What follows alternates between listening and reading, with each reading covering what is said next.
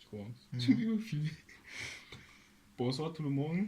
Euh, Ce soir, nous allons parler de comment établir une connexion Wi-Fi à partir d'un routeur Linksys E2000, comme vous pouvez le voir ici.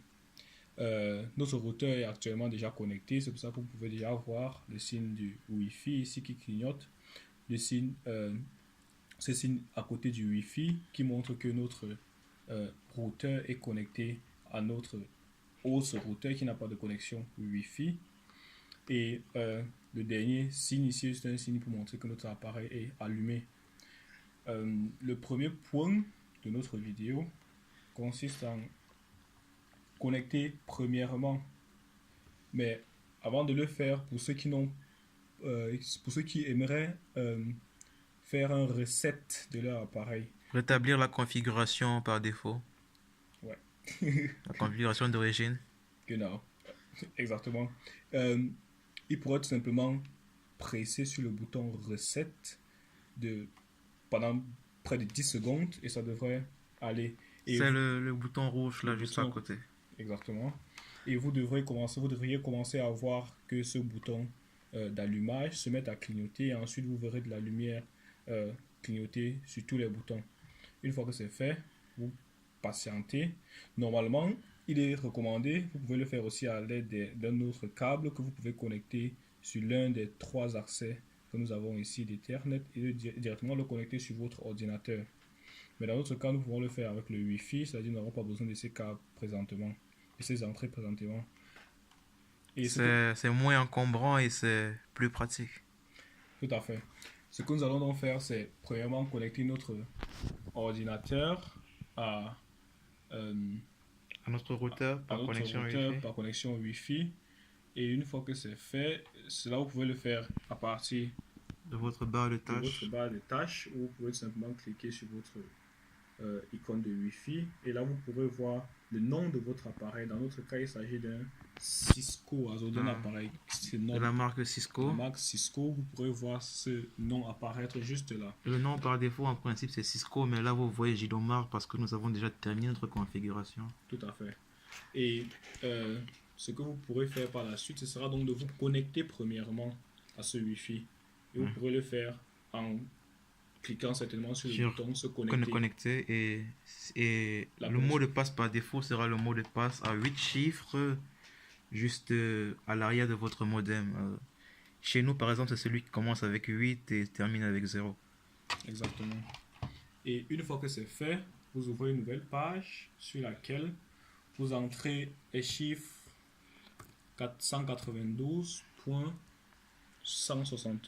492.168.1.1. Une fois que c'est fait, vous pouvez lancer et une page devrait s'ouvrir. C'est un peu lent, désolé. Il faut patienter. Dans la vie, il faut être patient. Une fois que c'est fait, vous pourrez voir Nom utilisateur et mot de passe. nom utilisateur et mot de passe. Et là, vous devrez entrer à chaque fois Admin et admin. admin et admin Ça, ce sont les noms d'utilisateurs et mots de passe par défaut. par défaut. Ça veut dire, une fois que vous avez redémarré votre routeur, appuyez sur la touche reset. À chaque fois, ce sera admin et admin comme nom d'utilisateur et mot de passe. Là, nous avons d'autres paramètres parce que nous avons déjà fini le boulot. Exactement. Et une fois que vous êtes ici, vous verrez certainement, vous ne verrez pas ceci directement parce Ah, que la connexion se fait, la page va s'ouvrir automatiquement comme ceci, c'est-à-dire avec un paramétrage automatique de configuration de automatique. configuration qui ne vous permettra pas euh, d'entrer les paramètres de votre De votre adresse routeur IP, de qui votre ne routeur. dispose pas de Wi-Fi. Et pour changer cela, vous pourrez venir à Sélectionner sélectionner adresse IP statique. exactement. Et à partir de ce moment, vous pourrez entrer les paramètres qui vous permettront de lier votre routeur dépourvu de Wi-Fi à votre routeur Cisco, dans notre cas par exemple, et ainsi pouvoir avoir une connexion Wi-Fi. Ce n'est pas encore fini. Vous voyez ici par exemple que nous avons introduit nos paramètres. Ces paramètres-ci là sont en fait les paramètres de notre Voilà, vous routeur. entrez l'adresse IP fournie par votre opérateur internet, Vous entrez le masque, le masque, le gateway, vous entrez le DNS et et vous pouvez aussi changer le nom de votre host et vous laissez le reste comme tel. Si vous vous trouvez en Europe, vous pouvez changer votre c'est juste un réglage d'heure. gradient et puis Le fuseau horaire. le fuseau horaire et puis vous pouvez tout simplement cliquer sur Enregistrer les paramètres, enregistrer les sauvegarder. paramètres. Allez, passer à l'étape suivante. Passer à l'étape suivante. Une fois que c'est fait, vous venez ici à Wi-Fi, wireless dans notre cas.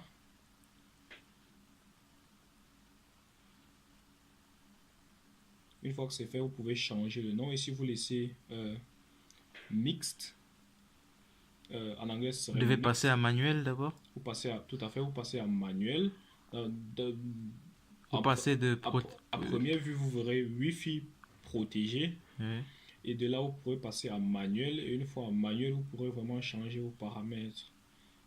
Et ces paramètres sont, comme vous pouvez le constater ici, le premier il reste inchangé. Là, il s'agit de la bande de votre Wi-Fi. Et ici, vous avez le mode de votre réseau. Vous pouvez choisir que ces réseaux soient mélangés ou alors tout simplement l'un des... en gros, vous laissez sur mélanger, c'est tout. Vous laissez sur mélanger. Et ensuite vient le nom. Vous pouvez changer le nom. Dans notre cas, nous avons choisi déjà un nom. Comme vous pouvez le voir, JDoMark. Et vous laissez le reste inchangé. Et vous pouvez cliquer sur... Et c'est surtout important que le SSID, la transmission SSID soit activée. Tout à fait. Sinon, il n'y aura jamais de Wi-Fi. Et ensuite, vous cliquez sur continuer. Une fois que c'est fait, vous devriez déjà avoir de la connexion sur votre ordinateur. Vous allez remarquer que là, vous n'avez plus un point d'exclamation à l'intérieur au niveau de la barre de tâches sous votre symbole Wi-Fi. Le point d'exclamation disparaît et là, vous avez votre ordinateur qui signale connecté au Wi-Fi. Ça veut dire que vous pouvez déjà ouvrir une page internet et puis vous pouvez commencer à savourer votre connexion. Tout à fait. Et le prochain pas consiste à sécuriser votre Wi-Fi. Et cela, vous le faites en cliquant sur Wireless, Protect Wireless. Et pour cela, vous venez sur WPA2 Personal. Et une fois que c'est fait, là, vous verrez à première vue le premier, celui que vous pouvez voir ici, VPA2 VPA. Voilà, nous vous conseillons de prendre la VPA2 personnelle parce que c'est une très bonne sécurité pour votre connexion à Wi-Fi. Et après, c'est à vous de voir.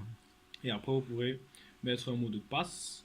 Ce mot de passe, vous pouvez donner un mot de passe que vous voulez, ça dépend de vous. Du moment où il reste secret, c'est parfait. Et là, tâchez de ne pas répéter notre mot de passe. Tout à fait. Et une fois que c'est fait, vous passez à continuer. Et oui, une fois que c'est fait, vous obtenez cette page qui revient. Les paramètres ont été enregistrés. Vous allez à administration. Une fois que vous allez à administration, vous obtenez cette page devant vous. Et vous pourrez cliquer sur, vous pourrez changer ce mot de passe à souhait et ensuite enregistrer. Et à partir d'ici, le boulot est fait. Voilà. Vous pourrez donc retourner à votre adresse et vous verrez que vous êtes bel et bien connecté à Internet via le Wi-Fi. Voilà, nous vous remercions d'avoir suivi notre tutoriel et nous espérons que nous vous avons aidé. Et si vous avez aimé notre vidéo, pensez juste à mettre un petit pouce en bas pour nous encourager et nous pousser à faire d'autres vidéos. Et abonnez-vous. Abonnez-vous, merci.